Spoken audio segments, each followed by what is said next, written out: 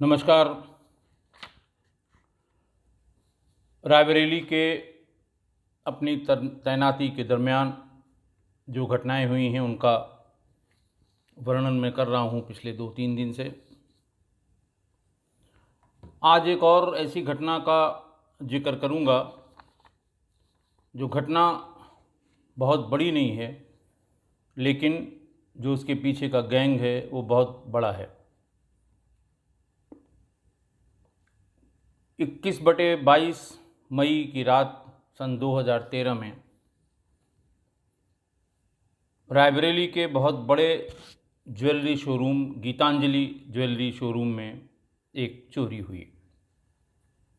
कहने को तो चोरी है, चोरी किसी भी तरह की चोरी हो, छोटी या बड़ी, सामान्य चोरी है। पुलिस का काम है चोरी के बारे में पता करना, माल बरामद करना, चोरी में जो लोग संलिप्त रहे हैं उनको गिरफ्तार करना। हर तरह की चोरी, साइकिल चोरी, स्कूटर चोरी, छोटे मोटे सामान की चोरी या गीतांजलि शोरूम की चोरी, सब बराबर है। ऐसी कोई महत्वपूर्ण बात नहीं थी जिनका जिक्र यहाँ एक एपिसोड में किया जाए। लेकिन इस चोरी से बहुत कुछ सीखने को, बहुत कुछ जानने को भी मिला। 22 मई को मुझे एक पर्सनल अपीयरेंस में हाई कोर्ट जाना था। मैं रायबरेली से थोड़ा जल्दी, क्योंकि 10 बजे कोर्ट के सामने उपस्थित होना था, तो मैं कोई 8, सवा 8 बजे ही निकल गया रायबरेली से हाई कोर्ट लखनऊ के लिए। लखनऊ से 10 किलोमीटर पहले ही मैं पहुंचा था कि मेरे क्षेत्राधिकारी पंकज पांडे ने मुझे बताया कि साहब यहाँ गीतांजलि शोरूम में चोरी हो गई। मैंने कहा कैसी चोरी हुई? उन्होंने कहा साहब बड़ी चोरी हुई है और सब कुछ ले गए। गीतांजलि शोरूम का ज्ञान मुझे भी था, क्योंकि जब आप लखनऊ से इलाहाबाद जाने लगें और रायबरेली से जो सीधी रोड जाके अल्टीमेटली दाहिने मुड़ती है इलाहाबाद के लिए, थोड़ी दूर आगे चल के दाहिने हाथ पे एक नए बहुत बड़े शोरूम में गीतांजलि ज्वेलर्स का शोरूम है। गीतांजलि चेन ऑफ सीरीज़ है जो देश भर में अलग अलग बड़े ज़िलों में बड़े बड़े ज्वेलरी के शोरूम जिनके हैं। हर ज़िले में उनके अपने फ्रेंचाइजी हैं। जो लोकल कारोबारी हैं वो गीतांजलि की फ्रेंचाइजी ले लेते हैं और उनसे ही सामान लेते हैं और उनको बेचते हैं। मैंने मालिक का नाम पूछा, उन्होंने मालिक का नाम बताया। 8, 10, 15 मिनट में मालिक का भी फ़ोन आ गया। उन्होंने कहा साहब मैं भी तैयार हो रहा हूँ, अभी पहुँच रहा हूँ, शोरूम पहुँचने का टाइम हो रहा है, अभी जाके देख के बताता हूँ कितनी चोरी हुई है। मैंने बताया कि सीईओ ने ये बताया है कि उसमें काफ़ी सामान, उसका सारा सामान खाली हो गया है। बोले हाँ सर, देख के बताता हूँ, बाकी सब तो कैश चेस्ट में रहता है, बाहर थोड़ा बहुत सामान था, मैं पहुँच के बता पाऊँगा। मैंने कहा ठीक है। मैं उसके बाद कोर्ट में चला गया। आप जानते हैं कोर्ट रूम में जाने से पहले आपको अपने मोबाइल स्विच ऑफ करने होते हैं, या अपना मोबाइल बाहर अपने आपके साथ जो आपका पीएसओ या गनर है आप उसको दे दें। इम्पॉर्टेंट कॉल वो अटेंड करता रहे, और अगर कोई सीनियर अफसर की कॉल आए तो उसको बता दे कि साहब हाई कोर्ट में फलां कोर्ट नंबर में पर्सनल अपीयरेंस में आए हुए हैं। इसी बीच में कई फ़ोन आए होंगे। मैं कोर्ट की प्रोसेस ख़त्म करके करीबन 12:30 बजे बाहर निकला, तो मेरे गनर ने, जिसके पास मेरा ऑफिशियल फ़ोन था, उसने बताया कि साहब जौनपुर के व्यापार मंडल के तमाम लोगों के फ़ोन और गीतांजलि शोरूम के मालिक का फ़ोन भी कई बार आ चुका है। मैं बाहर निकला, गाड़ी पे बैठा, मैंने फ़ोन मिलाना शुरू किया।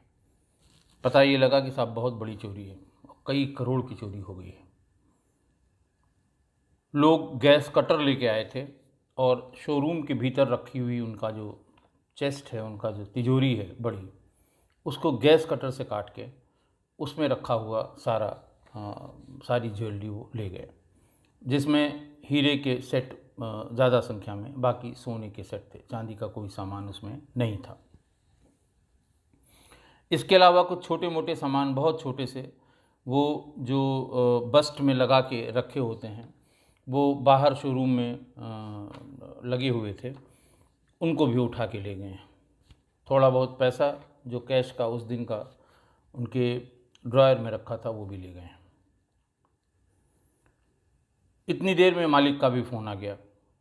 मैंने पूछा तो उसने कहा साहब हम तो लुट गए, हम तो ये हो गए, हम वो हो गए। क्या हुआ?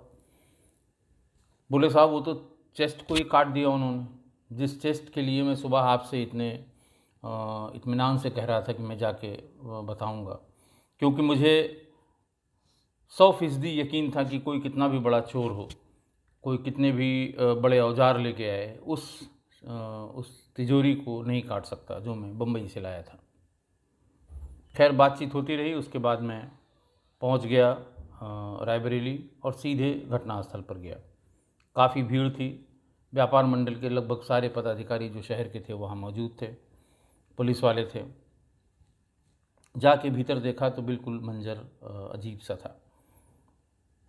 शोरूम के मुख्य दरवाजे से भीतर जाके बाएं हाथ की तरफ जाने पर एक छोटा सा एंटी रूम टाइप बना था, जहाँ पर हो सकता है उनके मालिक या और जो लोग आते हैं वो ऑफिस का काम करते थे। एक मेज़ लगी थी और उससे भी आगे जाने पर एक बहुत तंग सी छोटे से रास्ते के बाद बाएं हाथ की तरफ उनका चेस्ट रखा हुआ था।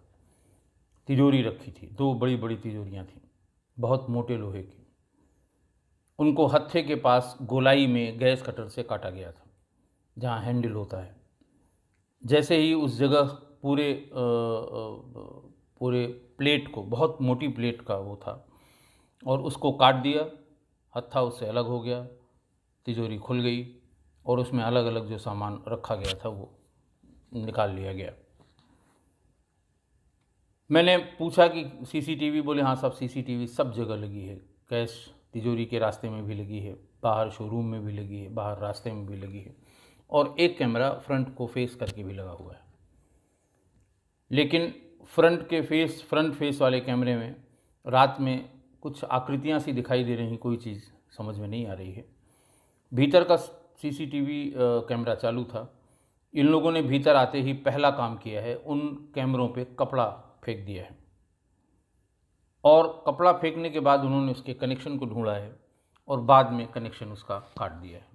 लेकिन कपड़ा फेंकते समय, हालांकि मुंह में रुमाल या मुंह में कपड़ा बांधे हुए थे, वो तस्वीर अच्छी आई हैं, 4 या 5 अच्छी तस्वीरें आई हैं और बिल्कुल क्लियर हैं, भीतर की हैं। हाई रेजोल्यूशन का कैमरा था। चूँकि ये शोरूम ही नया था, शोरूम हमारे ख्याल से 2 साल या 3 साल पहले खोला गया था, तो इसलिए मॉडर्न शोरूम जैसे पुराने ट्रेडिशनल सोनार की दुकान वाले होते हैं वैसा नहीं था। बहुत बड़ा हॉल, ऊंचाई पर बना हुआ है, तो वो लगभग फर्स्ट फ्लोर में, नीचे की फ्लोर और उसके बाद अंडरग्राउंड भी फ्लोर उसका था। तो फर्स्ट फ्लोर पे बना हुआ बड़ा भव्य शोरूम था। सीसीटीवी कैमरों पे जो कपड़ा पड़ा था वो वैसे ही पड़ा हुआ था जैसा वो छोड़ के गए थे। कपड़े भी उन्होंने अपने नहीं डाले थे कि अपने अंगोछे या किसी और चीज़ से, जो उनके यहाँ बाहर जितने भी कूड़े में या अदरवाइज़ भी ख़राब कपड़े मिले होंगे या उनको पहले से इकट्ठा करके रखा होगा, तो वही कपड़े थे, उसी गंदे कपड़े को उसके ऊपर डाल दिया था, जिससे उनकी कहीं कहीं, जैसे पहले कैमरे पे घुसते ही जो सामने का कैमरा है पहले उस पर डाला, इस बीच में कुछ लोग ऐसा लग रहा है उसके कनेक्शन को ढूंढ रहे थे, फिर उसके बाद वाले कैमरे पे डाला, और फिर एक करीब 5 मिनट के बाद उनको कनेक्शन उसका मिल गया जो उन्होंने काट दिया, तार काट दिया, और उससे पता लग गया कि ये कैमरे कहीं के नहीं चल रहे होंगे। मैंने पूछा कि ये आप इतने कॉन्फिडेंस से कैसे कह रहे थे? तो एक बहुत ही नामी गिरामी कंपनी की वो तिजोरियाँ थीं, बड़ी बड़ी। उन्होंने कहा साहब इसका डेमो देखने में बम्बई गया था। बम्बई में एक जगह का नाम बताया, उन्होंने कहा साहब हाँ, उन्होंने डेमो दिखाया, और एक क्रेन से ज़मीन से कोई 20 फीट ऊपर उठा के वहाँ से इन्होंने कई बार इस तिजोरी को ज़मीन पर पटका, इतनी ऊंचाई से, लेकिन उस पर ज़रा सा भी खरोंच नहीं आई, उसका ताला नहीं खुला, कहीं से वो हिला नहीं। और फिर उसके बाद छेनी हथौड़ी से उसके हैंडल पे और आसपास तेज़ वार करके भी उसको तोड़ने की कोशिश की और नहीं टूटा। इससे मैं बिल्कुल मुतमईन था, इससे मैं बिल्कुल विश्वस्त था कि कुछ भी हो जाए इस तिजोरी को तोड़ना ऑलमोस्ट नामुमकिन है। वो तिजोरी का मूल्य भी करीब करीब 5.5 लाख रुपए उसने बताया, जो वो अदा करके बम्बई से आया था। और बम्बई से फिर उसको किसी उससे किसी साधन से कंपनी ने ही, बहुत बड़ी कंपनी है, नाम लेना उचित नहीं है, तो वो वहाँ से भिजवाया था। और उसके बाद इन्होंने अपने शोरूम का उद्घाटन किया था।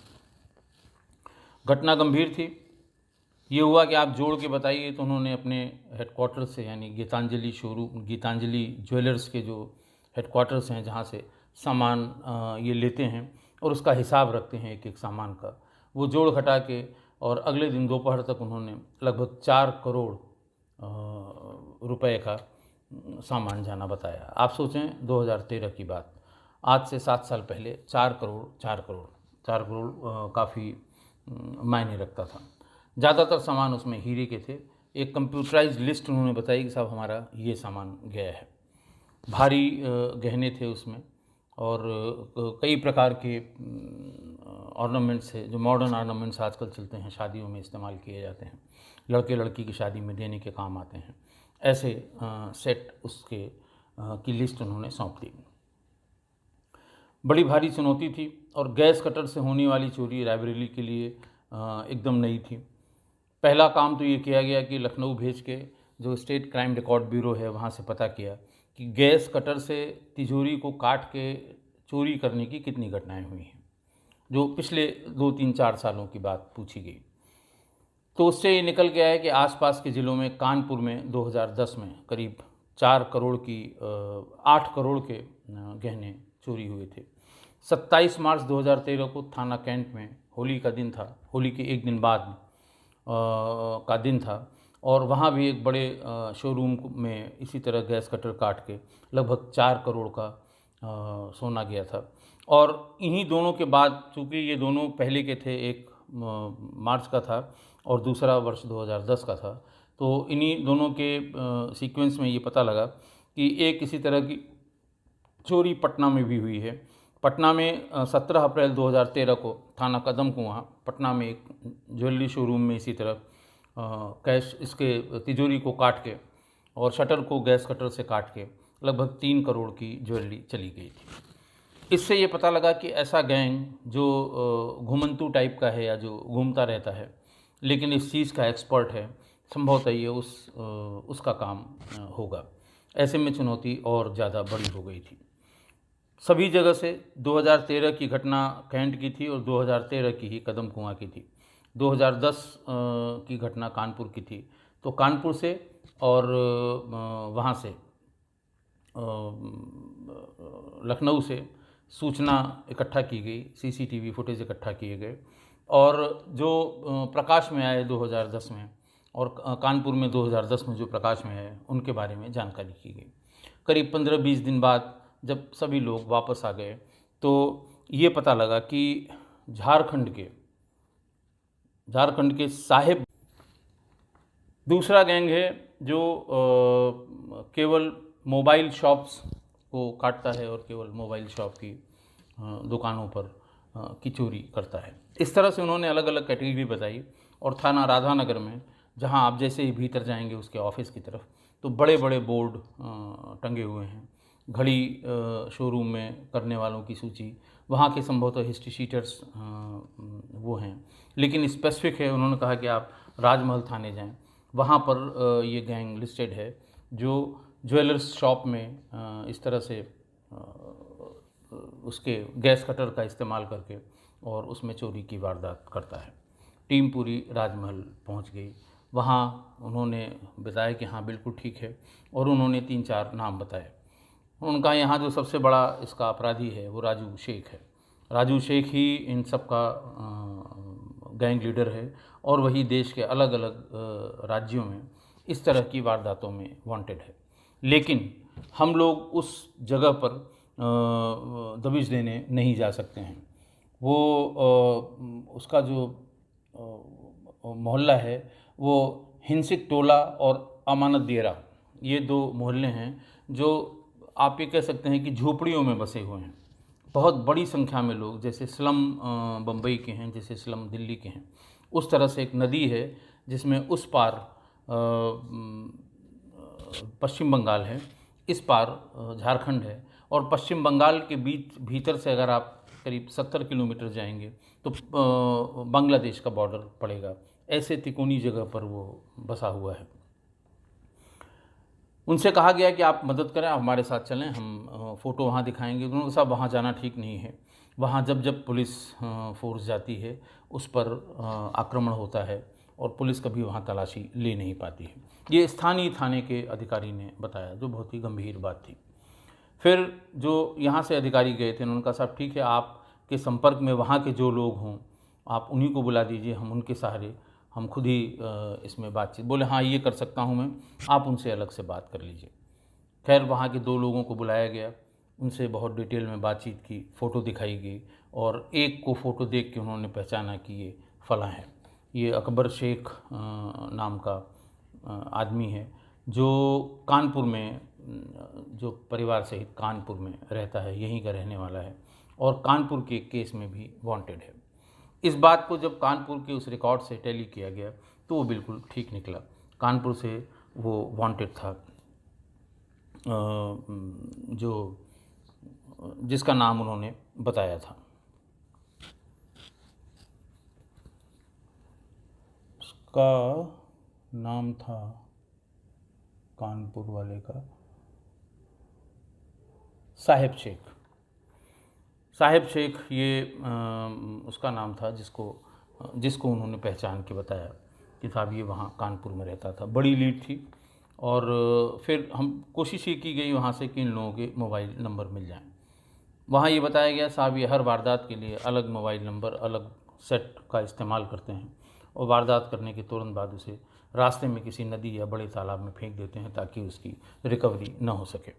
बहरहाल जो भी वहाँ नंबर मिले वो नंबर इनके हासिल किए गए, पुराने नए नंबर, और 2 दिन तक वहाँ कोशिश की गई कि इसके नंबर मिल जाएं। करीब करीब वो टीम वहाँ पर 10 दिन कैंप करने के बाद इन लोगों ने फिर स्थानीय पुलिस से थोड़ी बहुत बात करके, कुछ जो व्यक्तिगत लोग वहाँ मिले, पर्सनल लोग वहाँ मिले, कुछ समाज सेवक इनके साथ लेके वहाँ, जो वहाँ उन गलियों में या उस मोहल्ले में जाते आते थे, वहाँ पर रेड की गई, लेकिन कुछ भी नहीं मिला। एक भी सूत सामान या एक भी ग्राम जो जेवर था वो वहाँ से बरामद नहीं हुआ, क्योंकि सबको पता लग गया था यूपी पुलिस थाने पर आई है तो वो किसकी तलाश में आई होगी, सबकी जानकारी में हो गया। सब छोड़ के वहाँ से भाग गए, सारे लोग वापस आ गए। साहिब शेख के बारे में जानकारी की गई तो ये पता लगा कि कानपुर में जो 8 करोड़ की चोरी हुई थी ज्वेलरी शॉप में, ये उसमें वांटेड था और इसमें 10,000 रुपये का इनाम आज की तारीख में यानी 2013 में उस तारीख तक 10,000 रुपये का वो इनामी था, जिसकी अभी तक गिरफ्तारी नहीं हुई थी। उसकी गिरफ्तारी के प्रयास किए जाने लगे और उसके कोशिश की जाने लगी कि अगर वो मिल जाएगा तो पूरे गैंग का पता लग जाएगा। और फिर जो कुछ नंबर हम लोग ले आए थे उससे धीरे धीरे कहानी थोड़ी थोड़ी खुलने लगी। कहानी जब पूरी खुल के सामने आई तो उससे ये पता लगा कि घटना से करीब 15 दिन पहले 2 लोग जो थाना राजमहल के थे वहाँ से इलाहाबाद आए और इलाहाबाद से वो यहाँ रैकी करने के लिए आए। उन दोनों लोगों को रात में वहाँ एक छोटे से होटल में रुके, रात में वहाँ से निकलते थे और पूरे शहर की रैकी करते थे, कभी रिक्शे पर कभी पैदल। इत्तेफाक से उस दिन रात किसी बात की चेकिंग लगी हुई थी और ये 1 बजे के आसपास पैदल कहीं से आ रहे थे। पुलिस की जो मोबाइल दोपहिया वाहन की जो गश्त होती है, इन लोगों की आवाज़ सुनते ही उन्होंने ट्रक के पीछे छिपने का प्रयास किया। दोनों सिपाहियों ने उनको पकड़ लिया, उन्हें थाने पर ले गए और थाने पर उनसे पूछा, लेकिन उन्होंने कुछ नहीं बताया कि साहब हम लेबर हैं, यहाँ नौकरी उसके कबाड़ की तलाश में आए हैं। कबाड़ का अगर यहाँ कोई बड़ा डीलर होगा तो उससे हम बात कर लेंगे, हम कबाड़ को सेंट्रली इलाहाबाद में यहाँ से ले जाएंगे, कुछ प्रॉफिट उसका मिल जाएगा जो हमारे काम आएगा। पुलिस वालों ने बहुत ज़्यादा गहराई से पूछताछ भी नहीं की। देखने में वैसे सीधे साधे तो नहीं, लेकिन लेबर जैसे वो लगते ही थे। तो उनको 109 में चालान किया, मजिस्ट्रेट के सामने प्रस्तुत किया, तुरंत ज़मानत हो गई। ज़मानत से छूटते ही वो सीधे झारखंड अपने ज़िले साहिबगंज पहुँचे और राजू शेख को पूरी बात बताई। उस समय तक वो रैकी कर चुके थे कि शहर से बिल्कुल बाहर जहाँ शहर के लिए अप्रोच करते हैं वहीं पर, बहुत ज़्यादा बस्ती नहीं, मेन रोड पर एक ये गीतांजलि ज्वेलर है जिसको आगे पीछे से हम लोगों ने देख लिया है। एक गार्ड वहाँ पर बाहर कुर्सी लगाकर जो मेन शटर है उसके शोरूम का वहाँ बैठा रहता है, लेकिन उसके बगल से यानी दाहिने हाथ की तरफ से भीतर की तरफ एक छोटी सी गली गई है, वहाँ से अगर जाया जाए और वहीं गाड़ी लगा के पाइप को पीछे ले चलें हम लोग तो आराम से ताले को, अच्छा ताला काटने का जो कटर होता था उसका हत्था बहुत लंबा, आप ये समझें कि करीब करीब 1-1.5 मीटर का वो उसका हत्था, उसका जिस पे प्रेशर डाल के ताले को काटा जाता है वो था। और उसका जिस कैंची से उसको काटा जाता था वो बहुत ज़्यादा बड़ा नहीं था, वो छोटा था, यानी जितना लंबा हत्था होगा उतना कम बल लगाने पर वो उसको काट देगा। वो सरिया काटने के काम या सरिया से थोड़े बड़े लोहे के छड़ काटने के काम आता है। वो स्थानीय ये लोग क्रय करते हैं। पाइप उसकी अपने साथ ले आते हैं। ऑक्सीजन का सिलेंडर वो अपने साथ लाते हैं। दूसरी जो गैस है वो लोकल कहीं पर ख़रीद लेते हैं, एसिटिलीन या कौन सी गैस होती है, 2 गैस के सिलेंडर इसमें लगते हैं और उनका जो उनको दोनों को मिला के फ्लेम वाली जो उसका नोज़ल होता है वो अपने साथ गाड़ी में रख के ले आते हैं। तो ये दोनों रैकी करने वाले ये दोनों ही पहुंच गए और राजू शेख को पूरी बात बताई। ये भी बताया कि हमें पुलिस ने बंद किया था, ये भी बताया कि हम 24 घंटे हवालात में रहने के बाद मजिस्ट्रेट के सामने प्रस्तुत किए गए। फिर भी राजू शेख ने कहा कि नहीं, एक बार अगर टारगेट चूज़ कर लिया गया है तो हम वहाँ पर चलेंगे ज़रूर। और ये अपने हिसाब से आए वहाँ पर और 21 मई की दोपहर में यहाँ पहुँच गए। टेवेरा गाड़ी इन्होंने किराए पर ले रखी थी। पहले ये इलाहाबाद में गए। इलाहाबाद में इनका जो अकबर शेख इनके गैंग का ही आदमी है, इलाहाबाद में अटाला के पास एक वहाँ भी स्लम है जिसमें लोग रहते हैं, उसमें उसने एक छोटा सा अपना मकान सा बना रखा है, उसमें वो रहता है। और लोकल वहाँ पे जो स्लम है उसका वो छोटा मोटा नेता भी है। जब कभी इलेक्शन आते हैं तब उसकी चांदी हो जाती है।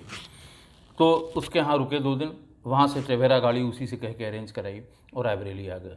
होटल में ये दिन भर रुके। रात में 12 बजे से थोड़ा पहले एक आदमी को पैदल वहाँ से भेज के ये दिखवा लिया कि वहाँ पर कोई पुलिस की एक्स्ट्रा पिकेट या कोई घटना तो नहीं हुई है कि पुलिस का मूवमेंट ज़्यादा हो। उसने आके सब चीज़ें चेक कर लीं और वहीं से सिग्नल किया उनको, उनके पास जो मोबाइल था उससे उन्होंने सिग्नल किया कि अब आप आ जाइए। और वो आदमी जो उसका काम करता है वहाँ पर गार्ड का, उसके पास एक नाली बंदूक भी है, वो बाहर कुर्सी पर बैठा हुआ है और सो रहा है। सामने वाली जो स्ट्रीट लाइट है वो बुझी हुई है, इससे बढ़िया मौका नहीं होगा। अपनी टेवेरा गाड़ी से आए, टेवेरा गाड़ी को बैक करके, कि टेवेरा गाड़ी जब वो बैक कर रहे तो ज़रूर वो गार्ड उठा था और इनके पास तक आया था। तो इन लोगों ने कहा कि साहब बहुत दूर से आ रहे हैं, हम थक गए हैं, आप यहाँ चूँकि बंदूक लेके बैठे हुए हैं तो यहाँ अपने आप को हम सुरक्षित महसूस करेंगे, हम थोड़ा भीतर की तरफ गाड़ी लगा के हम लोग गाड़ी में सोएंगे। और उन्होंने ड्राइवर की आंख से ओझल गाड़ी को थोड़ा भीतर कर दिया और वहीं से अपना काम शुरू कर दिया। और वो गार्ड वहाँ पर या तो सोता रहा या इनकी एक्टिविटी को देख नहीं पाया। पूरा दोनों सिलेंडर के दोनों तार, वो दोनों पाइप निकाल के, बहुत लंबा पाइप रहा होगा, कम से कम 100 मीटर का रहा होगा, 50 मीटर से ज़्यादा का रहा होगा। ऊपर गए हैं, ऊपर जो साइड का शटर होता है उसके दोनों ताले, जो आने जाने का रास्ता होता है वो 2 तरफ से खुलता था, उसके दोनों ताले को उन्होंने उसी कटर से, बड़े लोहे जो छोड़ दिया था घटना के बाद, उससे काट लिया। काटने के बाद ये भीतर घुसे।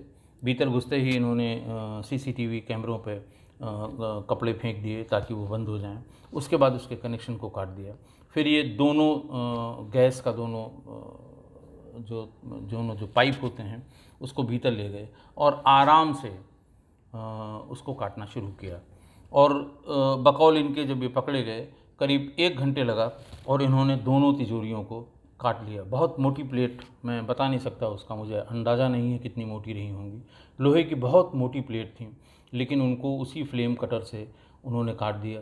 काटने के बाद इत्मीनान से बैग में और जो कुछ कपड़े वहाँ पे मिले उसमें पूरे जेवरात, सबके ऊपर का जो हिस्सा है डिब्बे का वो सब वहीं फेंक दिया और उसे वहाँ कपड़े में भर के ये लोग चले आए।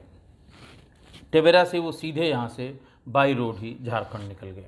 झारखंड के बाद अपने गांव चले गए। अच्छा, वहाँ ये भी बताया पुलिस वालों ने कि हर आदमी का हिस्सा फिक्स है, जो गाड़ी ड्राइव करके ले जाएगा उसका कितना हिस्सा है वो फिक्स है, और जो इसका लीडर होगा उसका कितना हिस्सा होगा, जो गैस से काटेगा उसका कितना हिस्सा होगा, जो बाहर पहरा देगा उसका कितना हिस्सा होगा, जो सामान इकट्ठा किया जाएगा उसको कैसे डिस्ट्रीब्यूट किया जाएगा। डिस्ट्रीब्यूट तो वहाँ होगा, लेकिन अगर कोई आदमी मौके पे पकड़ा जाए तो ऐसा ना हो किसी एक आदमी के पास से सब रिकवरी हो जाए।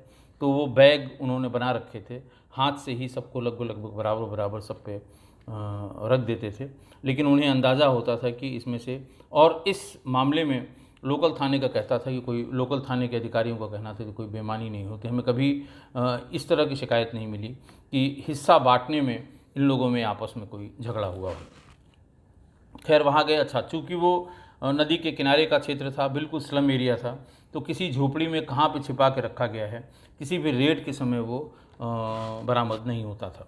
2, 4, 6, 10 दिन पुलिस का मूवमेंट देखने के बाद वो पूरा सामान लेके बैठ के तय होता था, बेचा जाएगा तो उसमें कितना हिस्सा किसको देना है। वो वहाँ से सीधे क्रॉस करके उधर वेस्ट बंगाल में चले जाते थे, वहाँ किसी मार्केट में ये इसको बेचा करते थे। जिसको एक बार बेच देते थे उसको दोबारा बेचने कभी नहीं जाते थे। वहाँ से बेच के और फिर उसका जो भी पैसा मिलता था उसको उसी हिसाब से बांट के फिर अगले काम पे ये चल देते थे।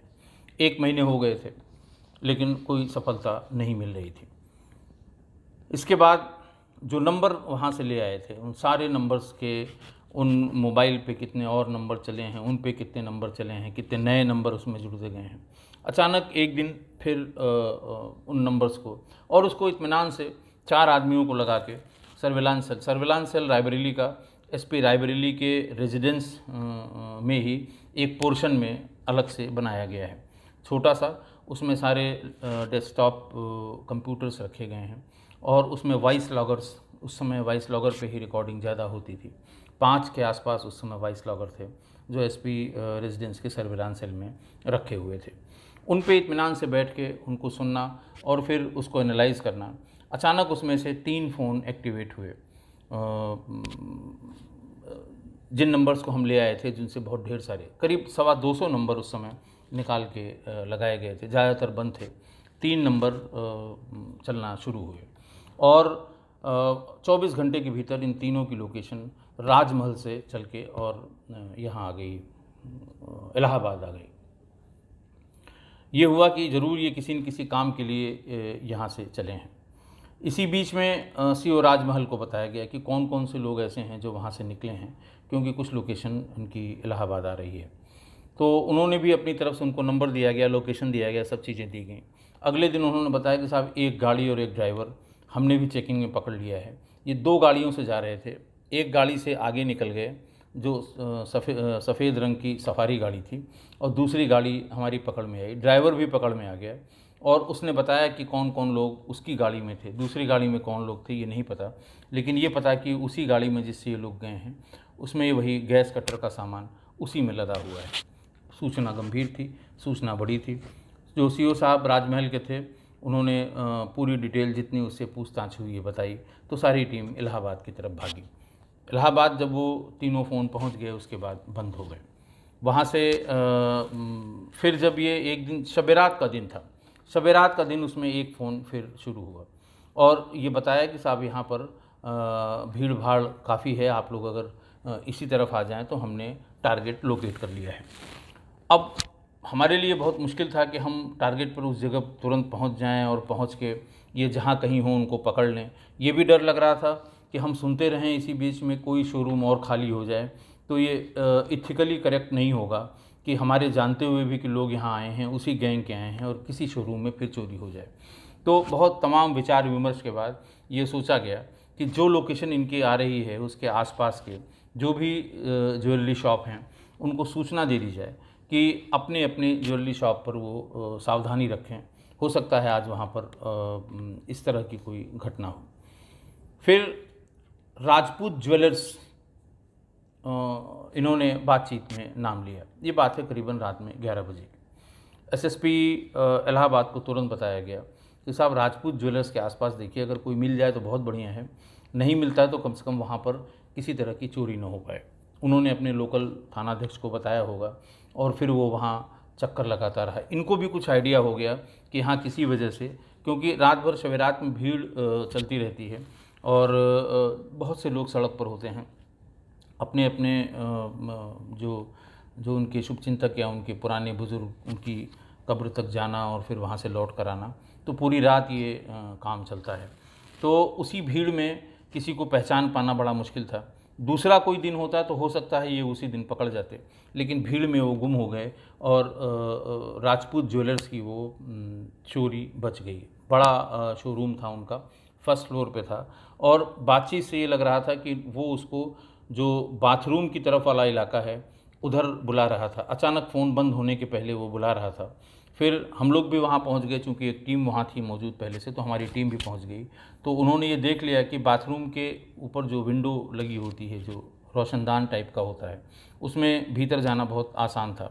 ये संभवतः रेकी के समय इन्होंने देख लिया था कि उससे भीतर जाएंगे, बाथरूम का वो दरवाज़ा खुला हुआ मिलेगा, उससे ऊपर फर्स्ट वाले फ्लोर पर हम पहुंच जाएंगे सीढ़ियों से, और वहाँ फिर कोई नहीं होता, ना वहाँ कोई गार्ड होता है, क्योंकि मेन मार्केट का नीचे से शटर में ताला बंद किया जाता है। उसी से आराम से गैस कटर से काट के और फिर हम वापस चले जाते। खैर वो बच गई। इसके बाद फिर नंबर धीरे धीरे धीरे धीरे हम लोग चेज़ करते रहे। इसी बीच में उसको भी पकड़ लिया गया जो वहाँ था साहिब शेख, जो वहाँ वांटेड था कानपुर में। साहिब शेख से उसी नंबरों के सारे वहाँ तक पहुँच गए। उस पर 10,000 का इनाम था और वो वांटेड भी था वहाँ 8 करोड़ रुपए की उस चोरी में जो शोरूम में हुई थी 2010 में। साहिब शेख से उसने से जब सख्ती से पूछा गया तो उसने पूरी बात बता दी कि हाँ साहब वो लोग आए हुए हैं और आज ही वो यहाँ से निकले हैं। आज पता नहीं क्या गड़बड़ हो गई, रात में इन लोगों ने कहा कि साहब हमें अर्जेंट लखनऊ जाना है और यहाँ कुछ गड़बड़ है या हमें यहाँ कुछ शक हो रहा है, तो वहाँ से वो भागे हैं, ये लखनऊ की तरफ जा रहे हैं, उनके पास फला फला गाड़ी होनी चाहिए। उसी पर फिर टीम ने उनको लखनऊ के रास्ते पर इंटरसेप्ट किया। तो 7 लोग उस गाड़ी में, मैं सारे साजो सामान के जो गैस कटर के लिए, जो गैस बेस्ड कटर के लिए जो ज़रूरी होते हैं, वो सब मिल गए। फिर उनको पकड़ने के बाद उनमें से जो लोग इस चोरी में थे गीतांजलि के, उनसे फिर जाकर रिकवरी की थी और काफ़ी 4 करोड़ में से काफ़ी सामान रिकवर हो गया था। जो रिकवर किया गया सामान, उसमें 46 अदद हीरे जड़े हुए जो हीरे थे, 46 अदद हीरे थे गीतांजलि शोरूम के, वो मिले। 200 ग्राम सोने का बिस्कुट, जो सोने के जितने आइटम थे उनको गला के और उसको बिस्कुट का शेप दे दिया गया था। कुछ अंगूठियाँ थीं, लॉकेट थे और इन सब चीज़ों के साथ इतनी चीज़ों की वहाँ रिकवरी हो गई। फिर इनसे जब बहुत लंबी पूछताछ हुई तो इन्होंने बताया कि साहब ये इनके वारंट कहाँ कहाँ से हैं और कहाँ कहाँ इन्होंने इस तरह की चोरी की है। वो बहुत चौंकाने वाला है। इन्होंने उत्तर प्रदेश, बिहार, पश्चिम बंगाल, कर्नाटक और इन सब जगहों पर बड़े बड़े शोरूम में, सारे ज्वेलरी के शोरूम थे, गहनों के शोरूम थे, वहाँ इन लोगों ने इस तरह की चोरियाँ की थी। जब ये वहाँ से चले थे राजमहल से, अपने घर से, और जब इनकी लोकेशन आई थी इलाहाबाद, तो ये बर्धमान होते हुए आए थे।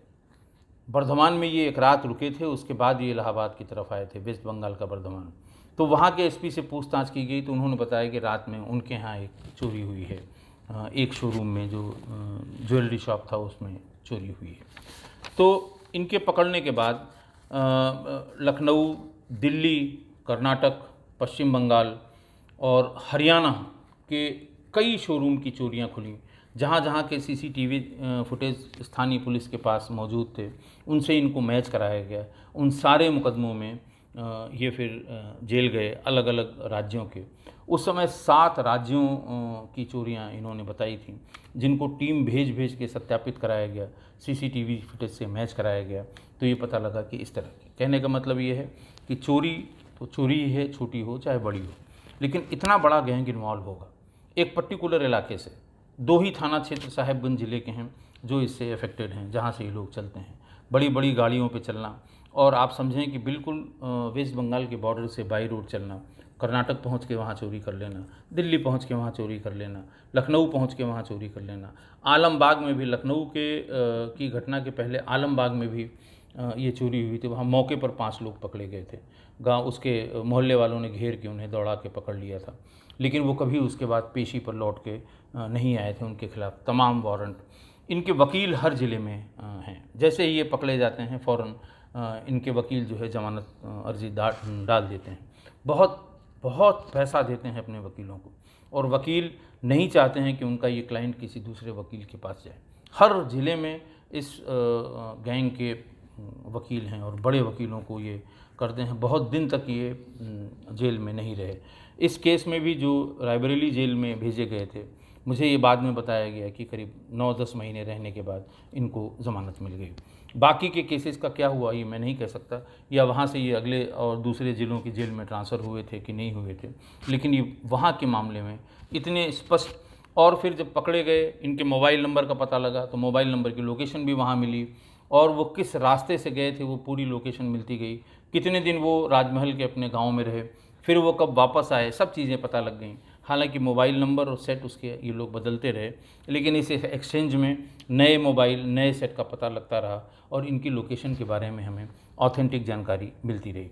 तो कहने का आशय ये कि स्थानीय एक आदमी कोई, जिन्हें ये रहने वाले झारखंड के हैं, बंगाली स्पीकिंग हैं। पहली बार जब फोर्स वहाँ गई थी दबिश देने, तो एक तो भाषा की बड़ी भारी समस्या थी। ये सब बंगाली स्पीकिंग है। इनको भी लोग वो बांग्लादेशी कह के बताते हैं, और ऐसे बांग्लादेशी लोगों की हर ज़िले में छोटी छोटी झुग्गी झोपड़ी वाले लोग हैं। ये इनको पता है कि हमारा कौन सा आदमी किस ज़िले में कहाँ रहता है। ये सीधे उसके यहाँ जाते हैं, 1-2 दिन उसके यहाँ रुकते हैं, उसे भरपूर पैसा देते हैं। वो भी वेट करते हैं कि कभी लोग आएँ अपना काम करने, तो अपने यहाँ रुका के इनका हम आदर सत्कार करें, और वहाँ से फिर उन्हीं के माध्यम से गाड़ी करवाते हैं, और गाड़ी से फिर अपना लोकल काम करके गाड़ी को छोड़ देते हैं। गाड़ी वाला, टवेरा वाला पकड़ा भी गया। उसने बताया कि साहब हम कहाँ कहाँ इनको ले गए थे, पूरी बात बताई। घटना वाले दिन से फिर सीधे ये वहाँ पे ले गए। लालच उसने ये बताया कि साहब मेरी लालच, जहाँ हमको 100 रुपये मिलने थे, वहाँ ये 500 रुपये या कभी कभी 800 रुपये देते थे। रास्ते भर का खर्चा देते थे। मालिक को हम उतना ही, हम तो किलोमीटर के हिसाब से मालिक को दे देते थे, बाकी पैसा मेरा हो जाता था। इसलिए हम लोगों ने कभी किसी को कुछ नहीं बताया। तो इसमें यही सीख लेने की ज़रूरत है कि ये अगर इस तरह की घटना कहीं होती है तो ज़रूर उनके मूवमेंट को चेक किया जाए। उनके अगर सीसीटीवी उपलब्ध है तो उनको चेक किया जाए, और साहेबगंज के ये जो 2 थाना क्षेत्र हैं, इनसे तत्काल किसी कांस्टेबल को या सब इंस्पेक्टर को भेज के वहाँ के लोगों के मूवमेंट को चेक करेंगे, ज़रूर इस अपराध को खोलने में सहायता मिलेगी। या फिर आप अपने यहाँ इसका ध्यान रखें कि इस तरह की जब चेकिंग हो तो उसमें ऑक्सीजन का सिलेंडर और पाइप अगर मिलता है तो उन्हें ज़रूर बिठा लें, और अगर भाषा उनकी अलग है तो उनके साथ उनको बिठा के बहुत ही डिटेल जांच पड़ताल जब आप करेंगे तो इनकी ओरिजिन वहीं की मिलेगी जहां का मैंने जिक्र किया। आज के लिए बस इतना ही। बहुत बहुत धन्यवाद।